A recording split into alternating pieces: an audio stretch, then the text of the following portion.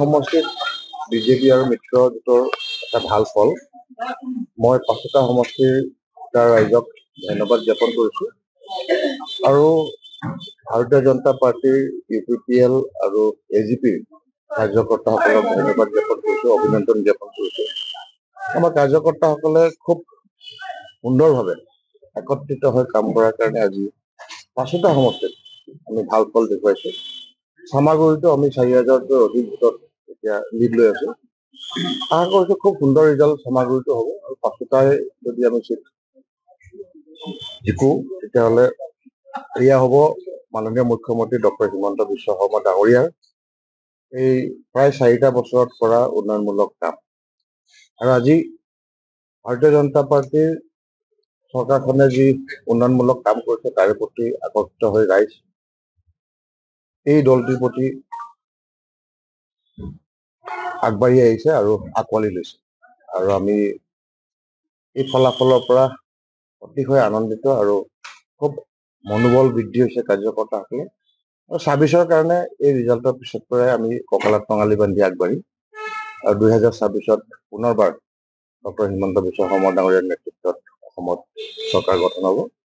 গতিকে মই এই জয়ৰ বাবে সমগ্ৰ অসমৰ ভাৰতীয় জনতা পাৰ্টিৰ কাৰ্যকৰ্তা, অসম গণ পৰিষদৰ কাৰ্যকৰ্তা আৰু UPPL কাৰ্যকৰ্তাসকলক ধন্যবাদ জ্ঞাপন কৰিছো। বিশেষকৈ 42 চিটখনক লৈ এটা আকৰ্ষণ তাত আমাৰ ৰঞ্জিত দত্ত ডাঙৰীয়া প্ৰতিনিধিত্ব কৰিছিল, তেওঁ তাৰ পৰা মন্ত্ৰিত্বও পাইছিল এই অসম চৰকাৰ। আৰু এগৰাকী শক্তিশালী ব্যক্তি ৰঞ্জিত দত্ত, তেখেতৰ সমষ্টিত আমাৰ প্ৰতিদ্বন্দ্বিতা বুলি নহয়, তাত আনুষ্ঠানিকতাহে থাকে। তেখেত ভাৰতীয় জনতা পাৰ্টীৰ অসম প্ৰদেশৰ সভাপতিও আছিল। তেওঁ যিবিলাক কাম কৰি গৈছিল তাৰ যিটো ফল ভাৰতীয় জনতা পাৰ্টীৰ আৰু ভাৰতীয় জনতা পাৰ্টীৰ সকলো কাৰ্যকৰ্তাৰ লগতে মন্ত্ৰী বিধায়কে তাত নিৰ্বাচন প্ৰচাৰ কৰিছিল আৰু তাৰো এটা খুব সুন্দৰ ফল আমি পাইছো। আৰু গতিকে এই বিজয় হ'ল আমাৰ সামগ্ৰিকভাৱে সকলো কাৰ্যকৰ্তাৰ আৰু দলীয় নেতৃত্বৰ এটা স্বীকৃতি।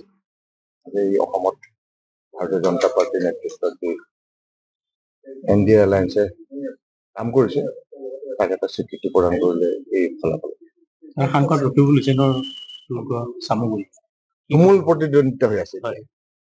এতিয়া আমি আশা কৰিছো যেনেকৈ লিড লৈ আছে ডিপ্লুৰঞ্জন শৰ্মা ডাঙৰীয়াই, আমি তাক জিকাৰ 99% সম্ভাৱনাটো আমাৰ বাঢ়ি গৈছে। আৰু গতিকে এই ৰকিবুল হুছেইন তেখেতে যিটো পৰিয়ালকেন্দ্ৰিক ৰাজনীতি কৰিছিল তাৰ বিৰুদ্ধে ৰাইজে ভোট দিছে। আৰু তেওঁ এই সমষ্টিত আজি যি উন্নয়ন কৰিছে, বিজেপি চৰকাৰৰ যিটো 8টা বছৰ 9টা বছৰত আমাৰ কাম হৈছে সেইখিনিয়ে ডেভেলপমেণ্ট। কংগ্ৰেছৰ দিনত কাম কৰিব নোৱাৰিলে, ৰাইজে চাই আছে, সেইকাৰণে এইবাৰ শিক্ষাটো দিছে। গতিকে এই চামাগুৰিত ৰকিবুল হুছেইনৰ যিটো কাৰিশ্মা আছে সেইটো পৰিয়ালকেন্দ্ৰিক হৈ যোৱাৰ কাৰণে ৰাইজে তাক অগ্ৰাহ্য কৰিছে আৰু তেওঁৰ যি কাৰিশ্মা সেইটো নাইকিয়া হৈছে বুলি আমি অনুভৱ কৰিছো। অসমৰ যিটো চমকপ্ৰদ বিজেপিৰ প্ৰদৰ্শন, কিন্তু চুবুৰীয়া ৰাজ্য পশ্চিমবংগত কিন্তু বিধ্বস্ত হৈছে বিজেপি, কি ক'ব? বাইপোলটো তেখেতৰ চৰকাৰ আছে তাত, মমতা বেনাৰ্জী, আৰু আমাৰ বিজেপিৰ মানুহ কাৰ্যকৰ্তাসকলক মাৰে, খুচে, হানে। আৰু যোৱাবাৰ 2021 যিটো ইলেকশ্যন হৈছিল তাততো আমাৰ 246 গৰাকী বিজেপিৰ কাৰ্যকৰ্তা মৃত্যুবৰণ কৰিছিল। আৰু ভয় খাই পেলাই এতিয়া চৰকাৰ থকাৰ সময়ত কাৰ্যকৰ্তা ক'ত ওলাইছে? চমকপ্ৰদ নহয়, এইটো তেওঁৰ যিটো ক্ষমতাৰ অপপ্ৰয়োগৰ কাৰণে তাক সেইটো হেৰি হৈছে। গতিকে পশ্চিমবংগত ময়ো MP ইলেকশ্যনত গৈছিলো, কাৰ্যকৰ্তা খুব ভয়ত আছে তাত। কিন্তু অহাবাৰ যিটো 26ৰ ইলেকশ্যন হ'ব, চাব পশ্চিমবংগতো ভাৰতীয় জনতা পাৰ্টীৰ চৰকাৰ আহিব। পৰিষদীয় নিৰ্বাচন কেতিয়া হ'ব? আসাম পৰিষদীয় নিৰ্বাচন এইটোতো মই নাজানো। এতিয়া আপুনি টংকেশ্বৰ ৰাভা ডাঙৰীয়াক সুধিলে তেওঁ জানিব। গতিকে তেওঁ কেতিয়া ডেট দিয়ে, তেওঁ কি কেনেকুৱাকে ঠিক কৰিছে, যিকোনো খবৰৰ বাবে যোগাযোগ কৰক 7099017330 অথবা 709901